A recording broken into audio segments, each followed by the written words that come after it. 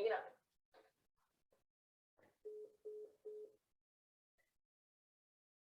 Good evening.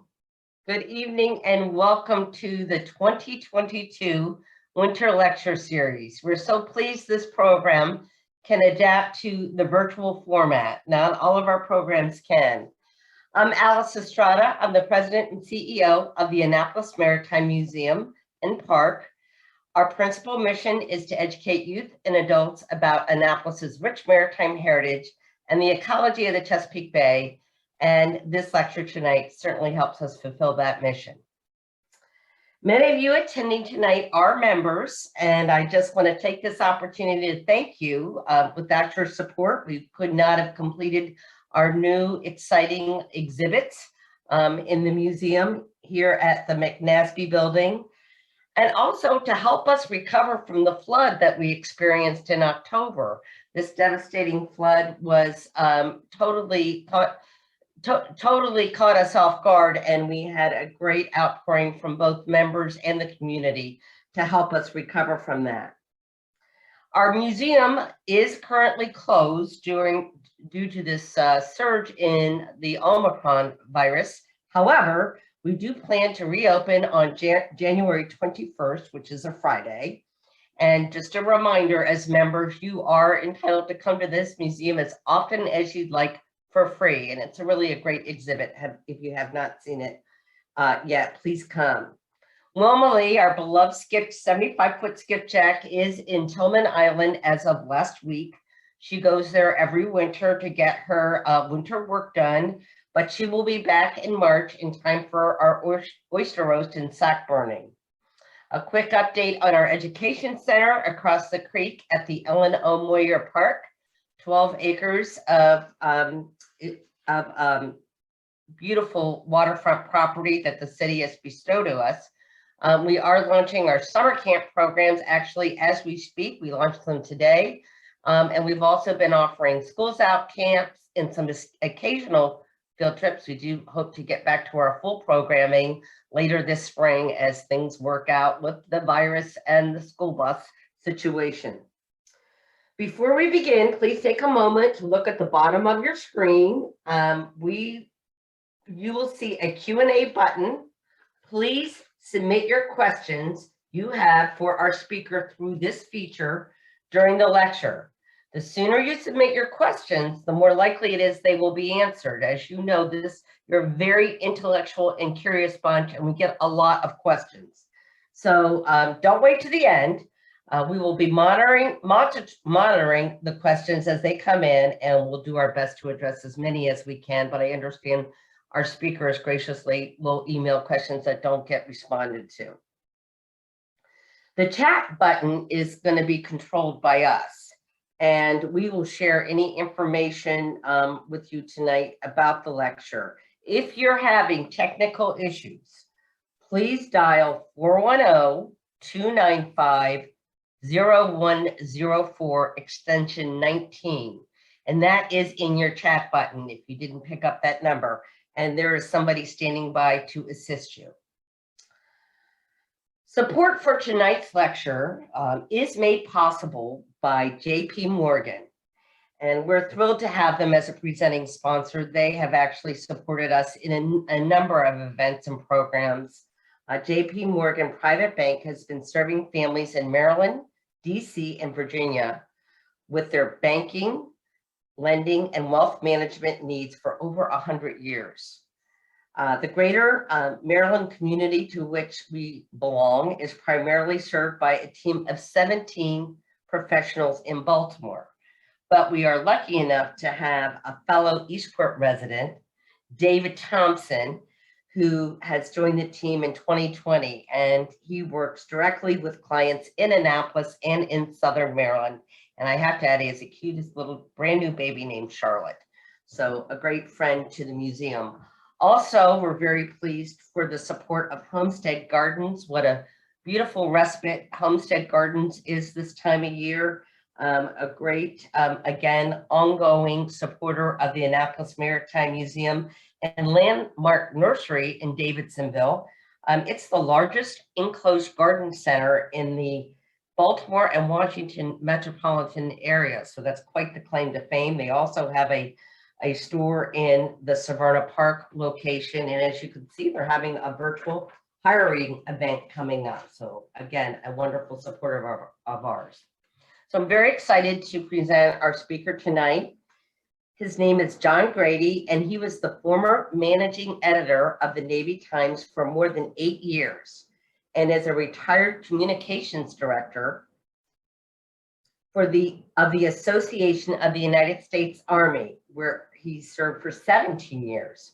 Grady's biography on Matthew Fontaine Maury, a leading figure in the United States and Confederate navies and one of the 19th century's most prominent scientists, is entitled Matthew Fontaine Maury, Father of Oceanography. He has also contributed to the New York Times Disunion series for the Naval History, Civil War Monitor, Civil War Navy, and was a blogger for the Navy Sesquicentennial of the Civil War site. He continues writing on national security and defense. He covered the Army deployed in the Balkans during the 1990s, and in the early 2000s, its changes in training deployment patterns for Afghanistan and Iraq. His later work has regularly appeared in the United States Naval Institute's website. Really proud and honored for his second visit to the Annapolis Maritime Museum. Ladies and gentlemen, John Grady. Alice, thanks a lot. I have to say that almost 5 years ago, on January 19th, this was a live and in-person presentation, and it was one of the most enjoyable presentations that I ever had. I also have to add that I too am a former resident of Eastport when I lived with my mother-in-law for 1.5 years, waiting for my wife and daughter to be able to come up and join me join me in Virginia. But I lived in Eastport for 1.5 years at 100 Severn, and you will hear a reference in here to Horn Harbor. That Horn Harbor that I'm referring to is in Matthews County, Virginia. The man I'm going to talk about, his name is John Yates Bell, B-E-A-L-L. So it looks like Beall, but it's pronounced Bell. And there he is at 30 years of age. I'm going to read from the Naval History's account of part of this talk. And what they start with is they're describing a ship, a little ship called Swan. It's a yawl. No particulars of the small white-hulled sailing craft Swan or her consort, the Black Raven, nor of their armament have come to light. But neither could a history of the Confederate States Navy omit to mention the so-called Volunteer Coast Guard, which they formed. Swan's captain and leader of the expedition was restless, daring, and tubercular. Well, he wasn't tubercular, but if you're recovering from a gunshot wound to the lungs, you're going to have major lung problems. It also says that he was a University of Virginia graduate. He was a University of Virginia dropout. He was appointed a master in the Confederate States Navy by a special commission on March 5th, 1863. He was lucky enough to have as one of his shipmates, acting master Edward McGuire, who commanded Raven, also apparently a yawl.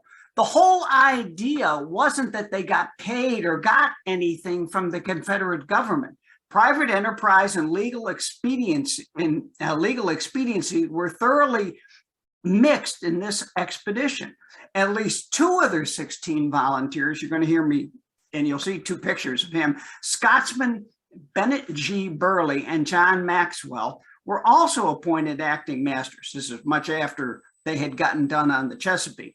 Although they were more or less regularly commissioned, that's not quite true. And what they were doing was providing a legal cover for them if they were captured, so that they would be treated as prisoners of war. What they did, the guerrilla band wore no uniforms, were required to procure their own sea vehicles, pay their own wages out of prizes and cargoes that they might capture. They operated out of Matthews County, the Virginia Peninsula, between the Mobjack Bay and the Piankatank River. And it was home soil for Bell's raiders. We won't go into the ships that he captured at that time because they'll be covered in the talk. But I did find very interesting, in addition to what they had here, they have the Marine, this is quoting exactly from the historical command. The Marine Coast Guard, as they called it, became such a thorn in the Union side that in October, that's 1863, a joint U.S. Navy Army expedition under Major General Isaac J. Wistar, USA, with the entire 4th U.S. Colored Infantry, that was about 1,000 men, Pennsylvania and New York Cavalry, and light artillery detachments, the USS Commodore Jones, Putnam, and Stepping Stones, and 4 Army gunboats sealing avenues of escape, finally got McGuire by a dragnet across Matthews County. Now, notice in that history, they didn't get Bell.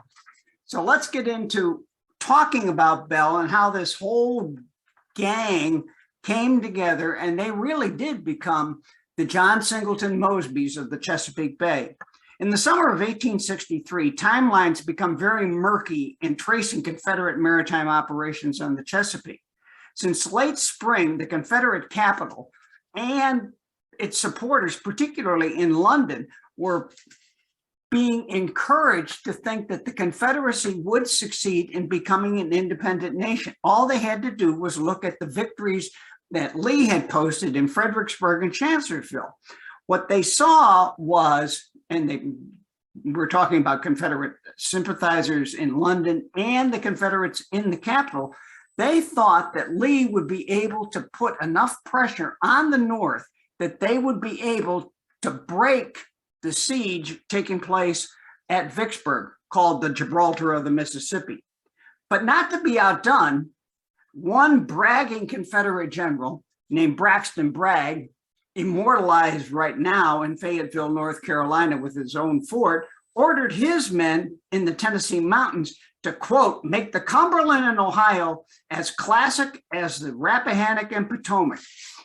By early July, Bragg's ineptitude as a commander in closing off the Tennessee passes to the Union Army would be deemed, quote, classic military failures. As July was still new, all 3 campaigns, Gettysburg, Vicksburg, and Tullahoma, ended disastrously for the Confederacy. Now, John Yates Bell's memoirist sets what followed as occurring in July, while a teenage participant in these events claimed the most daring raids in the Chesapeake began in August. These were the ones that so exasperated Washington as in Washington, D.C., and infuriated the leaders of the Union Navy in Hampton Roads. This was particularly true after they had fought to a standstill CSS Virginia, or as we call it, Merrimack. Then there should have been just control of the Chesapeake and all the waters in Hampton Roads. It never occurred. Rear Admiral Samuel Phillips Lee, a cousin of Robert E. Lee's father, who thought the Union finally controlled these waters, now realized that the troublesome gnats, Bell's men, had become stinging hornets. Now, I have to add that Bell was not the only leader of a band of maritime partisans operating on the Chesapeake, but he became the most infamous. By late September 1863, Lieutenant Commander J.H. Gillis, the senior naval officer in the lower Chesapeake Bay, meaning his headquarters was in Yorktown, had identified the most troublesome enemy as a party of 25 men under the command of a, quote, Captain Bell. Frustratingly close by Navy and Army headquarters in Yorktown. And I mean, this was a major, major staging place. Thank you. That was the slide that we were just about to call up. As you can see, Matthews is north and east of Yorktown, but all of the bay then falls into easy play from Matthews. Frustratingly close to those headquarters in Yorktown, the raiders were hid in fishing shacks and small barns on the inlets of Matthews County. But even knowing where Bell was at any instant, which they often didn't equate with Union sailors capturing him. And as anybody who has ever studied any part of the Civil War, only Grant and Sherman, operating on the Mississippi, cooperated very well with the Navy. And the same could be said when the Navy asked for help, the Army didn't come much to its support. For example, when the raiders were spotted in Milford Haven and fired upon, Bell torched a captured schooner, and then the men escaped into the countryside. In fact, many of them were just hiding in barns very close by. In response, the Union sailors who had come ashore burned 4 houses of old Confederate sympathizers. And when I say old, the average age of these people were in their 70s. They also went in and torched some salt works.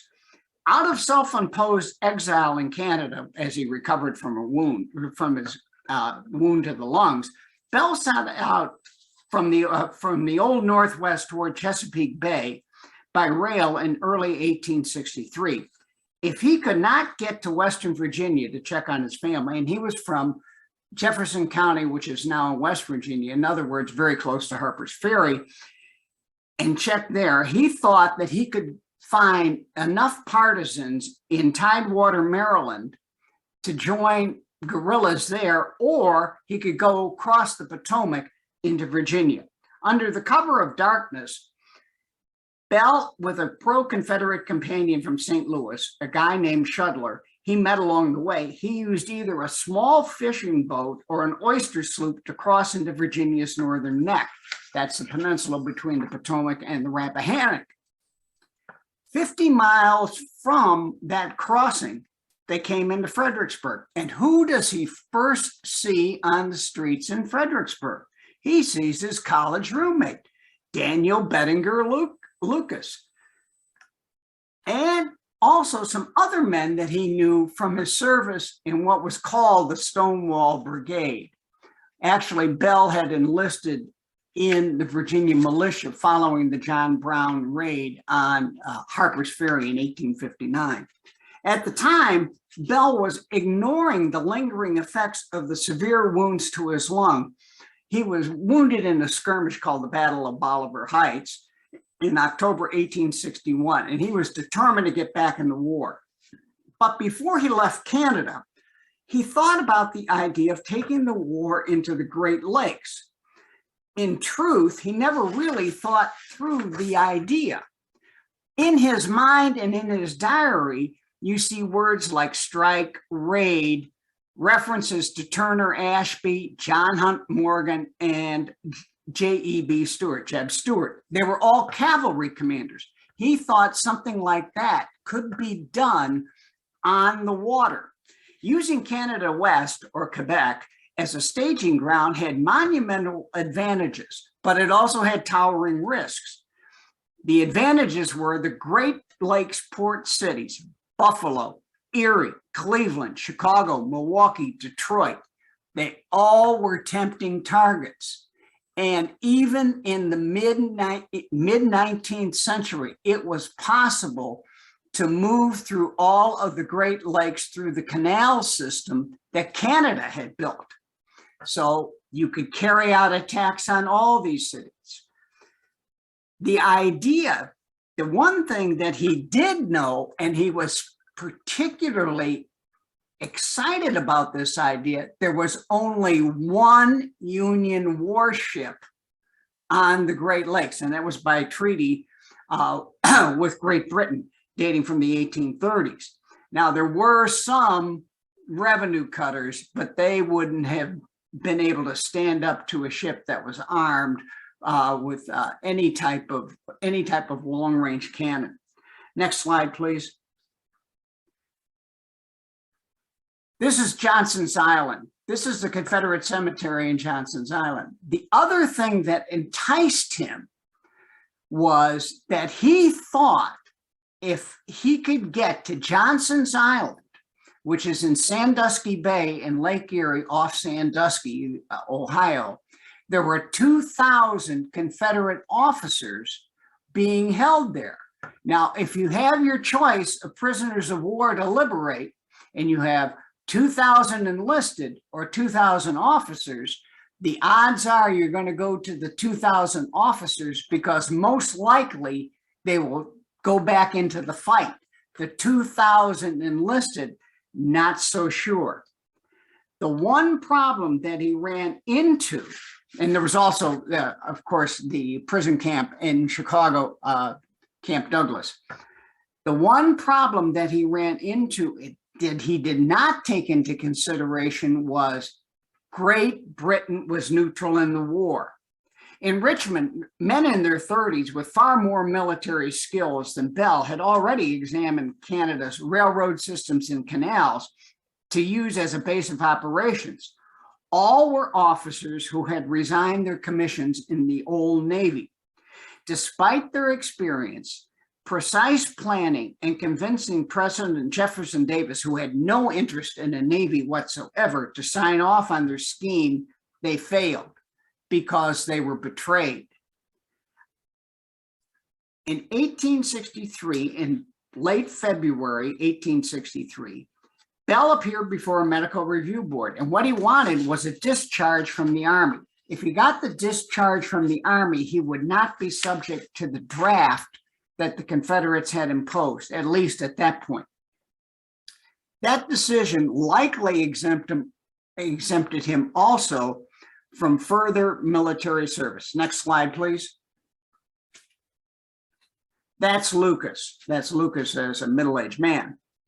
The next step was to go to Lucas's law office in the American Hotel in Richmond and use his political connections to back the attack scheme.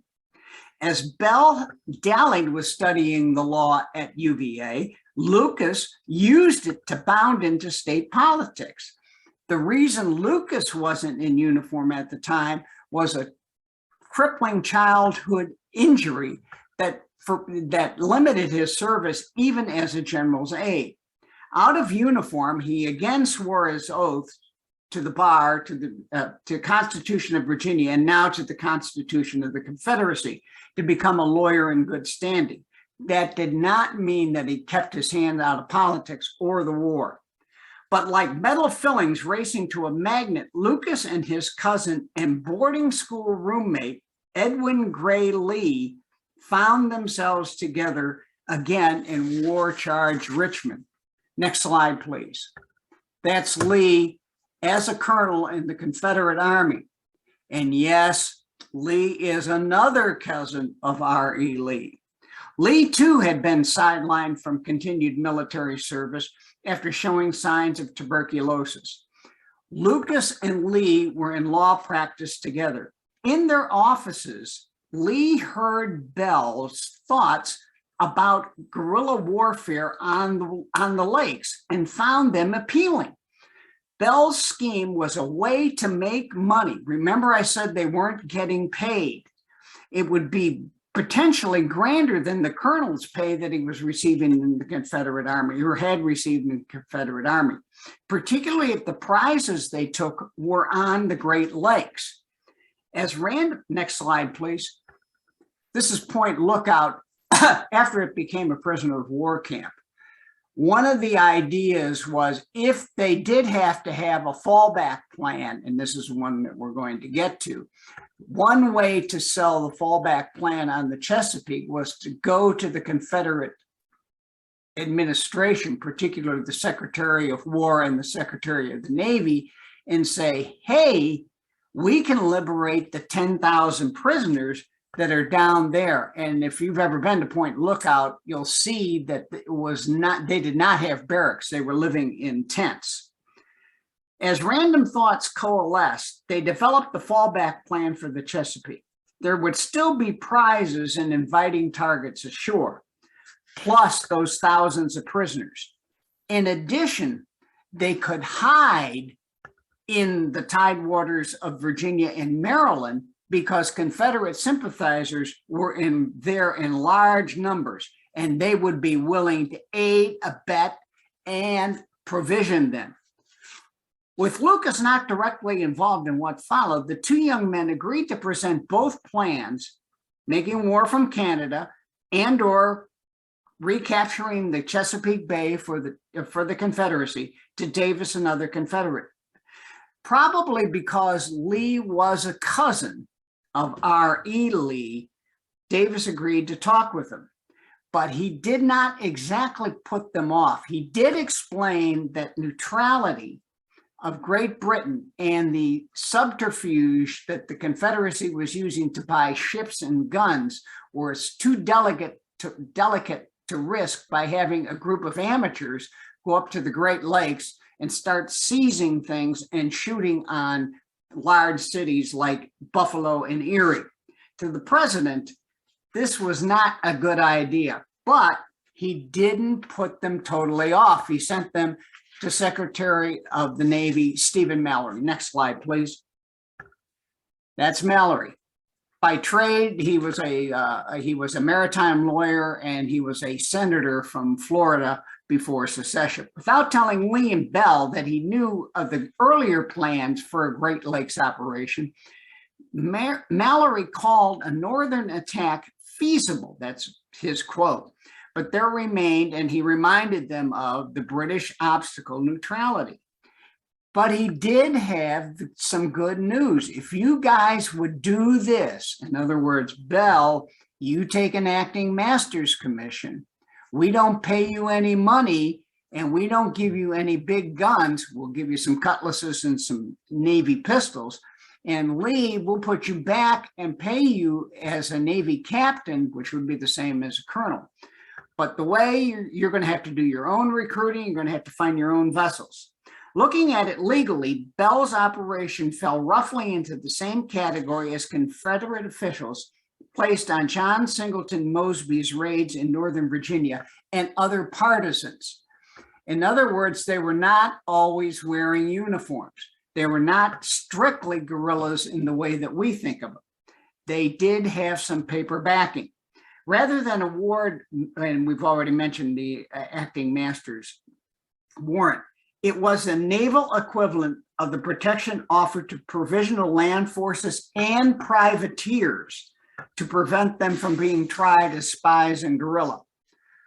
Mallory provided no large weapons or even a boat. They had to do their own recruiting. Later called Bell's party, he had an opening as an acting master that he wanted. He was not going to fall under regular Navy chain of command.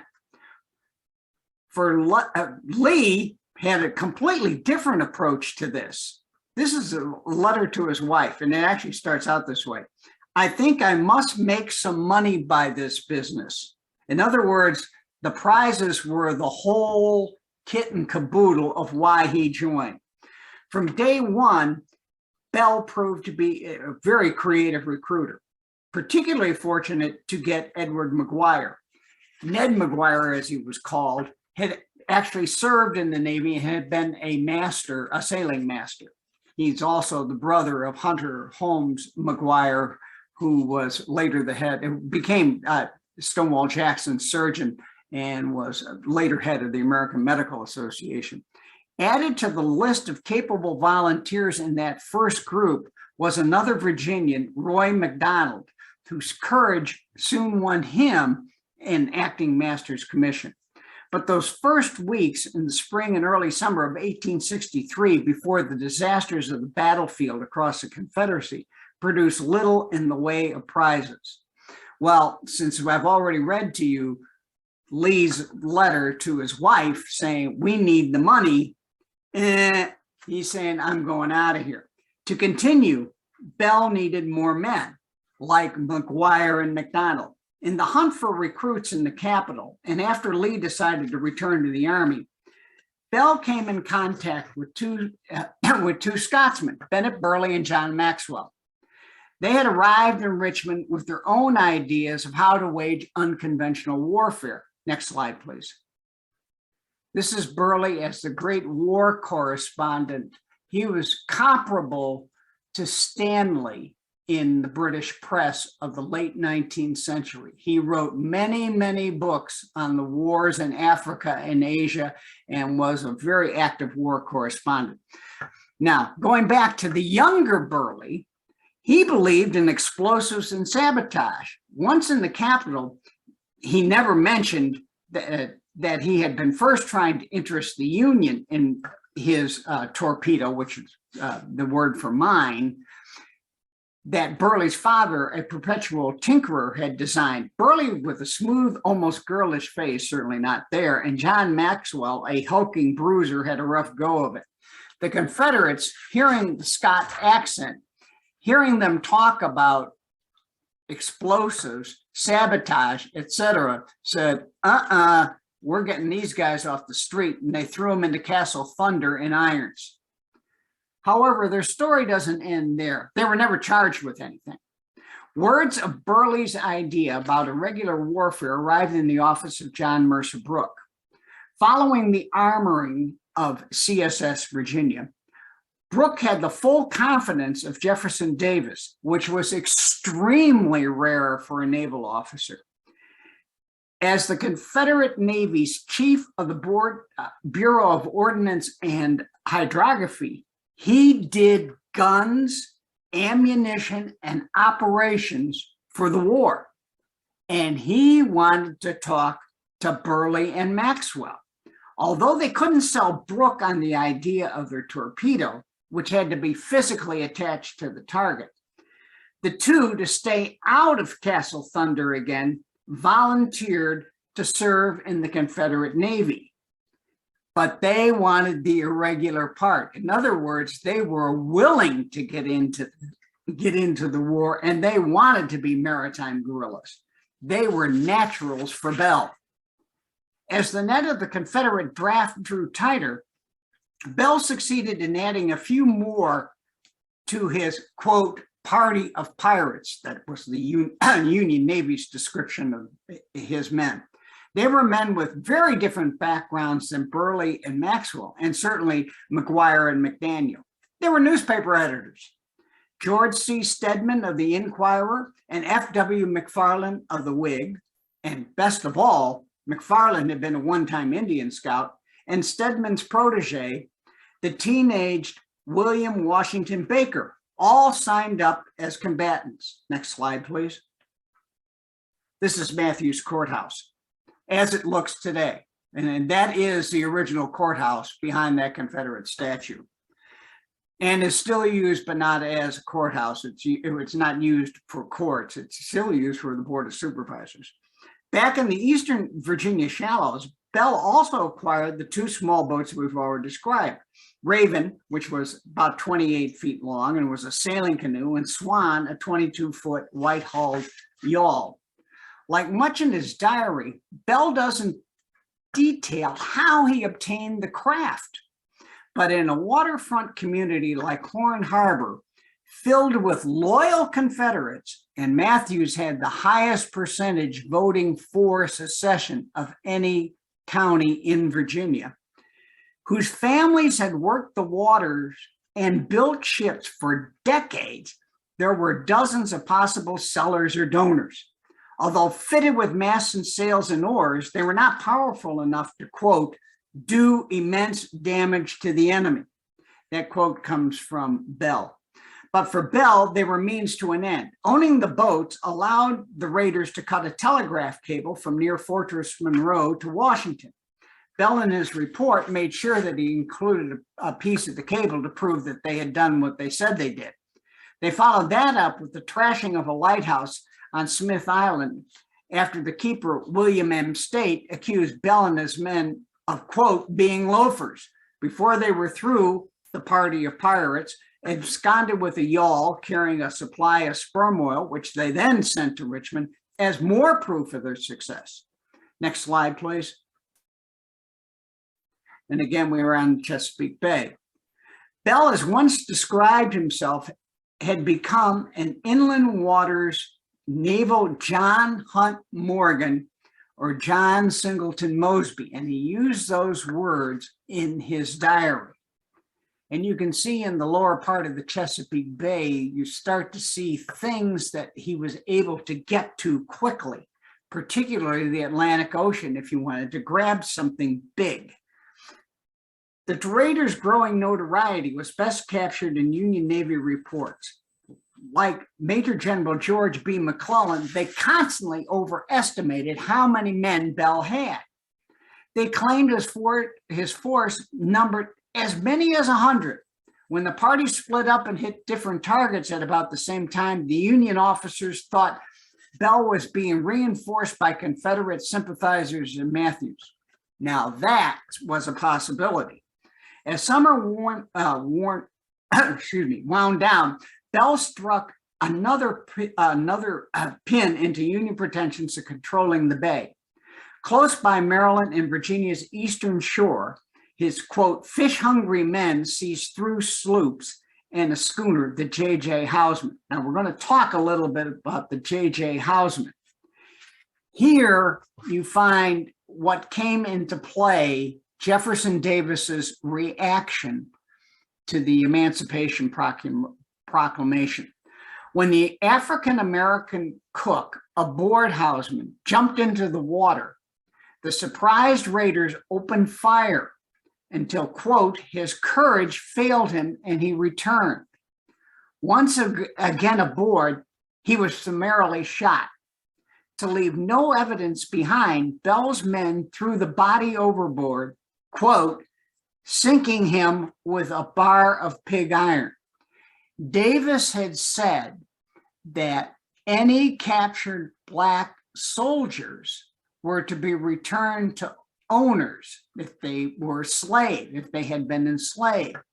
He also did not recognize white officers who had been commanding U.S. colored troops as being soldiers and wanted them imprisoned as spies and guerrillas.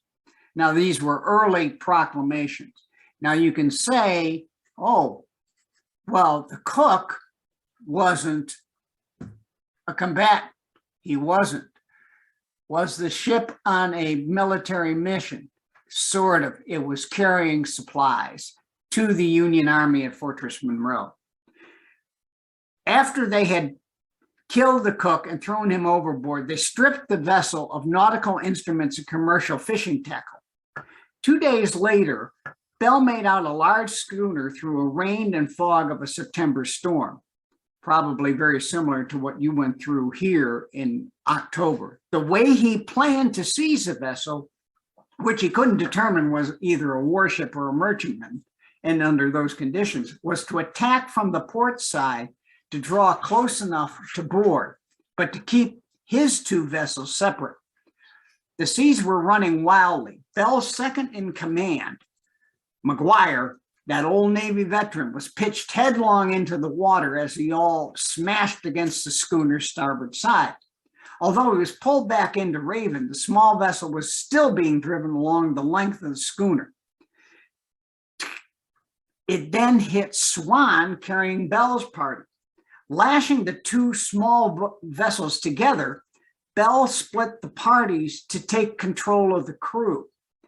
As soon as they saw that they had no watchstanders on the deck in a storm, the raiders immediately said, "This isn't a Navy ship, this is a merchantman." Bell led his party toward the ship's cabin while the other party raced to the forecastle to subdue the crew and also check on what was below in the cargo decks.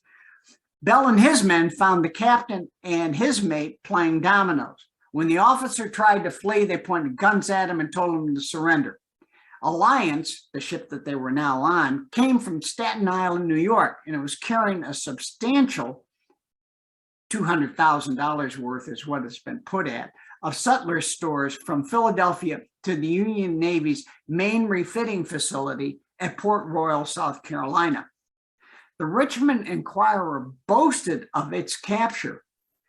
3 gentlemen connected with this office are engaged in this expedition. Well, as we know, only 2 of them were, but they claimed a third one.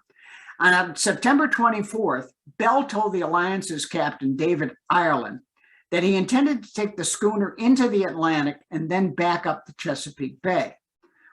The idea was it was going to tease other vessels to come close and they would seize them. Once in the bay, the Confederates said that they would hide in a river that wasn't regularly patrolled. In the plan, Ireland was to command Alliance. If he had any thoughts of not following Bell's orders, quote, the gravity of the situation meant he would be shot. When Swan, Raven, and Alliance arrived off Cobb's Island, Bell sent a party ashore to find a pilot to take them toward the Piankatank River. And that's a small tidal waterway between the Rappahannock and York rivers on the Virginia mainland. Although Ireland had followed Bell's orders, the raiders never kept large numbers of prisoners. Bell spelled out the choices to Alliance's crew and the captives from the smaller vessels. Keep your mouth shut for 3 days, and I will set you free at Cape Charles. Otherwise, we take you ashore and ship you to Richmond as prisoners. Ireland, his mate, a purser, and maybe 10 others refused the deal. Next slide, please. This is Baker at a very, very elderly age. In fact, probably about a year before he died. Now, when we're talking about him here with Bell, he had just turned 18. In Baker's boat, the prisoners were kept to the front. Stedman was still there, and they were all under McGuire's command, who manned the tiller. With them as they neared Cherrystone Light was Swan and Alliance. Not halfway across the bay that night, they ran into a second, even more turbulent weather. On the Chesapeake Bay, as you know, these storms are marked by high, fast-running waves driven by tricky, violent winds and torrential rains. McGuire didn't hide his concern that it was increasingly difficult to keep Raven afloat. Finally, after hours of superhuman work by Ireland and the prisoners, the raiders outlasted the storm. After daybreak, Bell intended to send the prisoners away from Alliance, unload it safely, and secure wagons to carry the captured cargo to Richmond. Baker and a few other raiders led the prisoners toward a church close to Matthews Courthouse. But back toward the Piankatank, they heard gunfire. That obviously meant a Union gunboat had found Alliance. In fact, the pilot that Bell had commandeered to take them safely into the Piankatank had missed the river's entrance in trying to outrun the gunboat, and the schooner was aground. The gunboat's commander, however, was leery of being trapped in an ambush from the shore, so he kept his distance but firing. His caution allowed Bell and his men to unload all of the prizes that they had from Alliance, and the raiders escaped again. As his men rested in the Confederate capital or in Tidewater, Bell spent the next 10 days planning a more daring strike. The idea this time was capture a Union warship. Next slide, please. This is Yorktown as it appeared in 1862. And what you're seeing there is how the Union Army had planned its siege of Yorktown, and it was now the headquarters of the Union Army and the Union Navy in the lower Chesapeake Bay. Navy Lieutenant Gillis was more convinced than ever that the only way to cleanse the Confederates, the naval guerrillas, out of the bay was to enlist the Army. He went back to Yorktown to talk to the Union Brigadier General Isaac Wister, a lawyer from Philadelphia by profession, but he was anything but the cautious lawyer. He was an adventurer. He tried his luck in the California gold fields, and then as a hunter, and later as an Indian fighter until 1857, when he came back east and started practicing law. As the war began with green troops and no combat experience whatsoever, Wister was seriously wounded in his right arm at Ball's Bluff, which followed shortly after First Manassas. It was a stern and bloody contest. There he saw his longtime friend from the gold rush and close friend of Lincoln, Oregon Senator E.D. Baker, killed. Worcester could not stay out of the fight. By the time Antietam was being fought, less than a year later, he was back in command of a regiment and again was wounded, this time in his left arm, paralyzing joints and ending that hand's flexibility.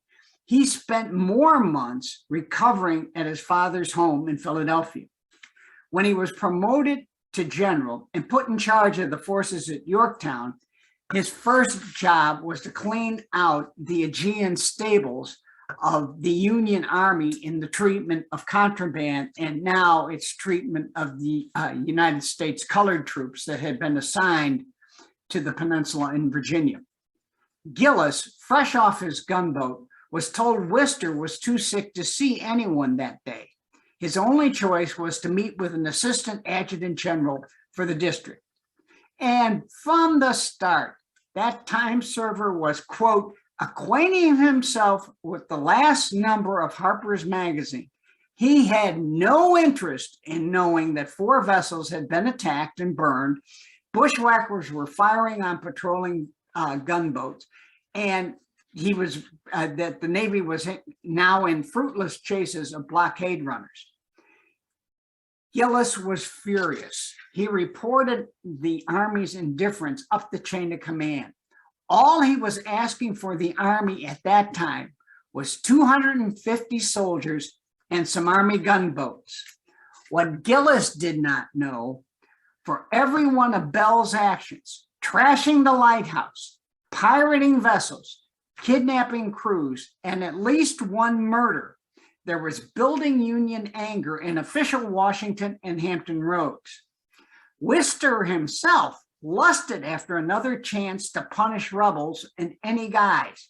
From the moment Union troops landed in October 1863 in low-lying Matthews, Worcester's men were drawn to 2 brothers, Thomas and Sands Smith, and a Colonel Tabb. They believed that these men were instrumental in protecting the band of pirates, but Bell and all of his men escaped into the Dragon Run swamps. To the soldiers, Thomas Smith was identified as a blockade runner. A cursory search of Tabb's home found 3 nautical compasses, likely taken by Bell on an earlier raid. The morning that Bell's men reached safety in the Dragon Run, a 2-man Union detachment from the 11th Pennsylvania Cavalry rode into Sands Smith's front yard. They were doubling back in their search for the pirates. Whether Smith was already outside or the noise created by the riders caused him to leave his house is not known. But what is clear, there were words exchanged between him and one of the soldiers, a corporal. He also was the father of 7 daughters and 2 sons, both in the Confederate Army. The agitated Smith ran back toward the house where the daughters cowered inside.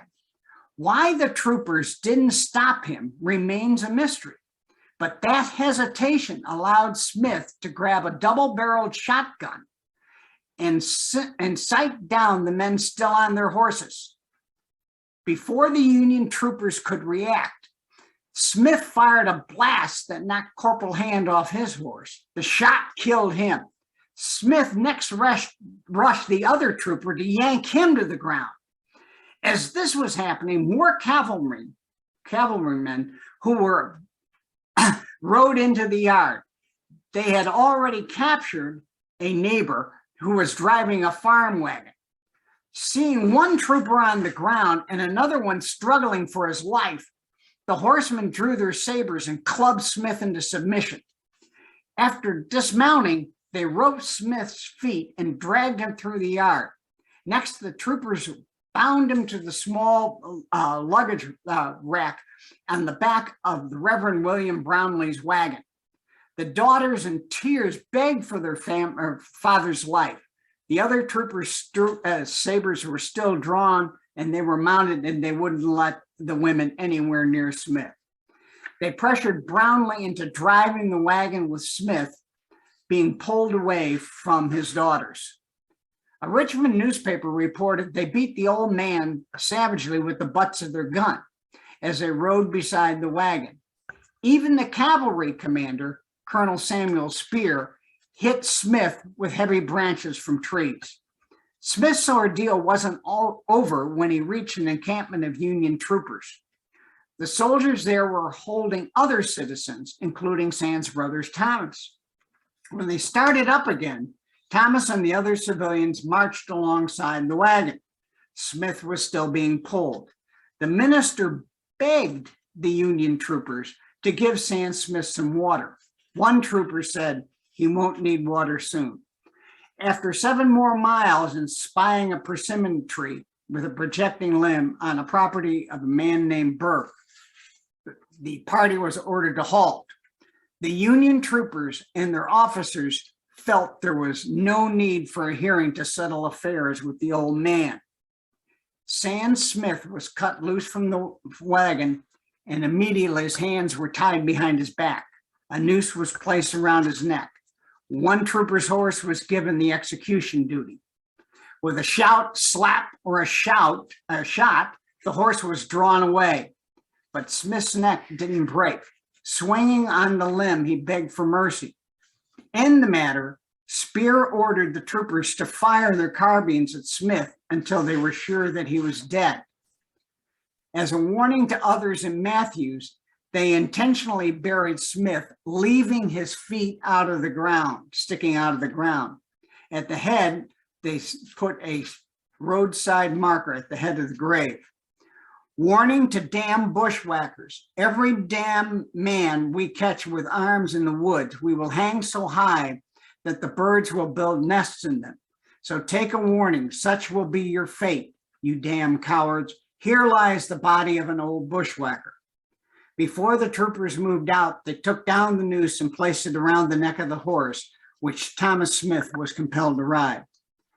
Now, back in, why did we go into that? This was just the expression of what happens when they found anybody who was actively supporting the Confederacy by attacking Union troops. Were they combatants? No, they were not combatants. But had they committed a crime in the eyes of the Union Army and Navy? The answer would be yes. Back in Yorktown, Worcester wrote in his official report, "I cannot too highly commend Colonel Spear's cavalry, and the services of that active and judicious officer were invaluable." Gillis reported that they had captured 4 suspects. Some of them may have been members of the Marine Coast Guard. That had troubled the bay's waters. Some may have been Bell's men. All were turned over to Worcester's headquarters in Yorktown for more questioning. Although they had some prisoners, another naval officer passed this along, which was very obvious in his report to Washington. Quote, "It was difficult for cavalry to capture more rebels because they take to the woods and, knowing every path, find no difficulty in eluding pursuit in almost every instant." He didn't add the rebels had the support of the population. I should also add that they did, the 3,000 Union soldiers also burned dozens of small boats. They took out at least 4 salt licks and confiscated numerous weapons. So it wasn't just that they captured 4 to 12 people. When Bell reassembled his men in Matthews a few weeks later, many of whom had remained on the Middle Peninsula, their first task was to pull Raven and Swan out of the water at Horn Harbor. He also was joined at this point by his younger brother, William. Bell still was fixed on seizing a Union gunboat. For a start, on November 19, Bell's raiders grabbed a schooner off the eastern shore, but the ship was large enough to conceal the men from patrol vessels on duty that night. But Swan and Raven were too conspicuous in size and structure to be trawlers that might accompany a schooner. So Bell delegated a small party of men led by a man named Edmondson and the young Baker to hide Swan and Raven in one of those coves. Edmondson found what he suspected was a safe water route. He and most of the others went ashore on an island off Accomack shore on the eastern shore of Virginia to sleep, leaving Baker and another man aboard the two ships. The bright morning proved what a mistake Edmondson had made. Anyone on a passing ship, a fishing boat, a schooner, a gunboat, could see Swan and Raven, vessels that certainly were out of place on an inlet in broad daylight.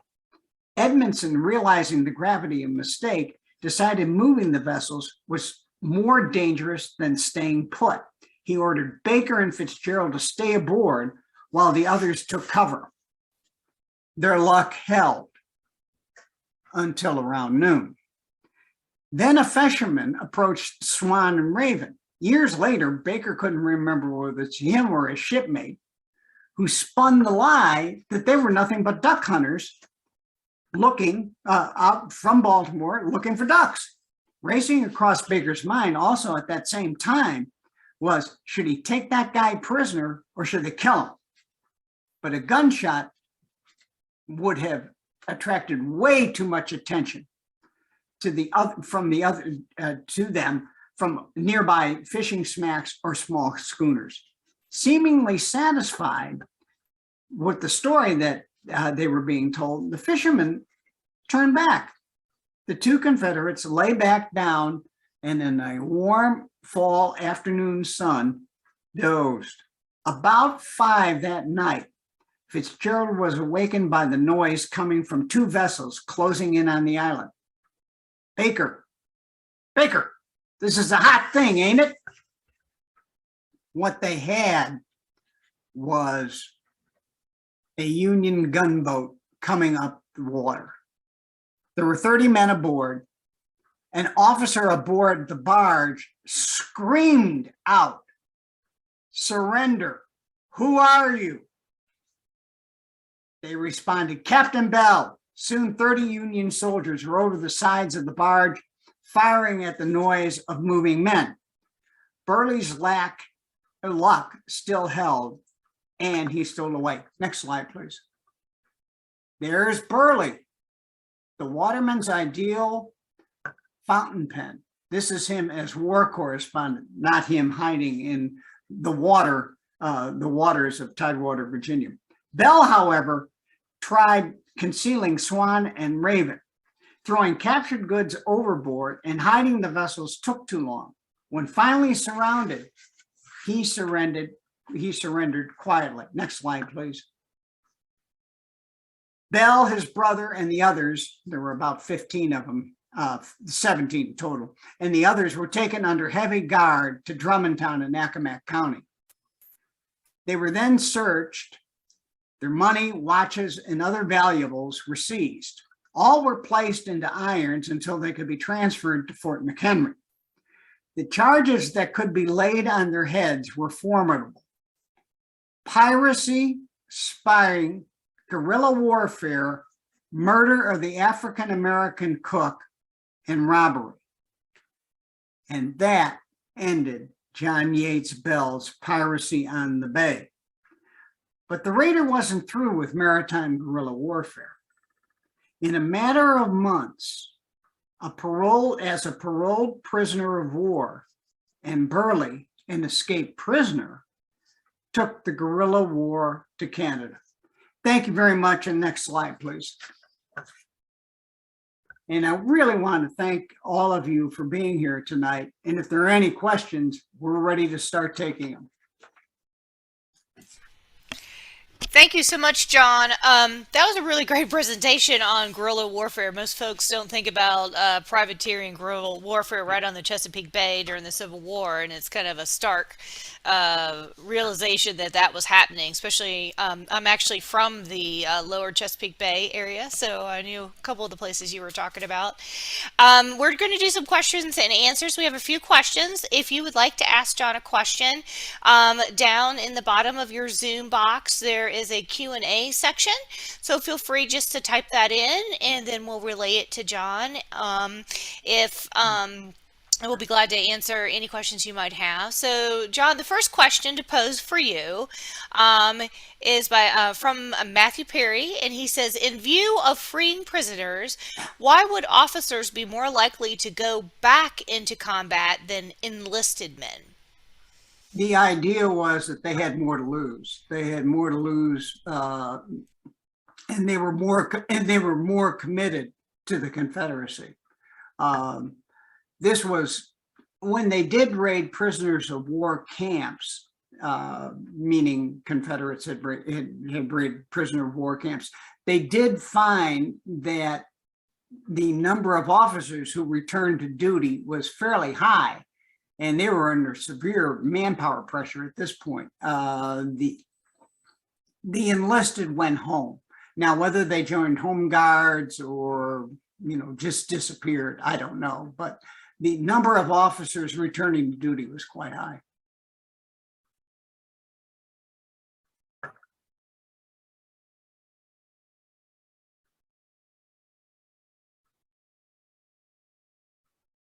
Tracy, can't hear you. Oh, I'm sorry. I was having trouble unmuting. Another question is how far south do the Raiders carry out their work? Basically, if you look at the map that's up here, they took it into the Atlantic Ocean past Cape Charles and Cape Henry. If you come back up on the Atlantic Ocean side, you'll see they were working on those islands as well, because Union shipping used the islands as shields against Confederate larger commerce raiders, like CSS Florida. CSS Alabama was not there, but CSS Florida did make its way relatively far north. So they were trying to hide in the equivalent of an intercoastal waterway, as American merchant shipping did during World War II. I mean, to be very honest about it. And they didn't have to worry about turning out the lights during the Civil War. However, they did need to worry about turning out the lights in World War II. Next question. So another question for you is, was Beall's goal to take the items he captured and sell them in these small areas in the Hampton Roads area, like Matthews, into Urbana and Kilmarnock? No, the idea was to get them up to Richmond to into a maritime court of claims, and then sell the whole thing there. They had a number of maritime cases being handled in what would be the equivalent of a Confederate circuit court rather than a state court, and they were then declared to be captured prizes of war, and then were auctioned off. And then there was a formula that was used by both the Union Navy and the Confederate Navy as to the captain got X, number two guy got Y, and then down to the crew. So that was the idea. I was very surprised, to be frank, that they had turned the nautical compasses over to tab. Having 3 nautical compasses was quite valuable, and would have been very useful to sell, and also useful to the Confederacy for more blockade runners, unless tab had a whole series of blockade runners. And our last question tonight is asking if you will be doing a lecture on Beall's Canadian escapades. Will you be doing another talk related to his movement towards Canada? The answer is I already have in the past, and will probably do so again. right. Yeah, the Great Lakes thing is the Great Lakes was very, very, very startling to the Union. They could not believe it. And actually, one of the great heroes for the Union up there is a man named William Fargo. He was the mayor of Buffalo, and he is the Fargo of the Wells Fargo Bank. Wow. So anyway, yes, the answer is yes. Well, that's wonderful. So we appreciate all of your information, willingness to answer questions. If you have folks that are watching have more questions, in the chat area, we've put your email address, Yeah. and we also have it up here on the screen. So you could email John with any questions that you think about later as you kind of mull over. This was a lot of information, and it was very detailed. So we'll have to think over some more questions for you. So again, thank you for that. And we'd like to thank everyone for attending our lecture. Once again, we would also like to thank our sponsors, JP Morgan, as well as Homestead Gardens. And so we hope you enjoyed this presentation tonight. We hope you also consider joining us again next week for our second lecture. The lecture is entitled Stolen: 5 Free Boys Kidnapped into Slavery and Their Astonishing Odyssey Home by Dr. Richard Bell. We hope that you can attend that lecture same night, Thursday at 7 o'clock. In the chat area, you also will find a registration link for our lecture next week, or you can find that on our museum website. So again, thank you all for joining us here at the Annapolis Maritime Museum, and we hope to see you again on next Thursday.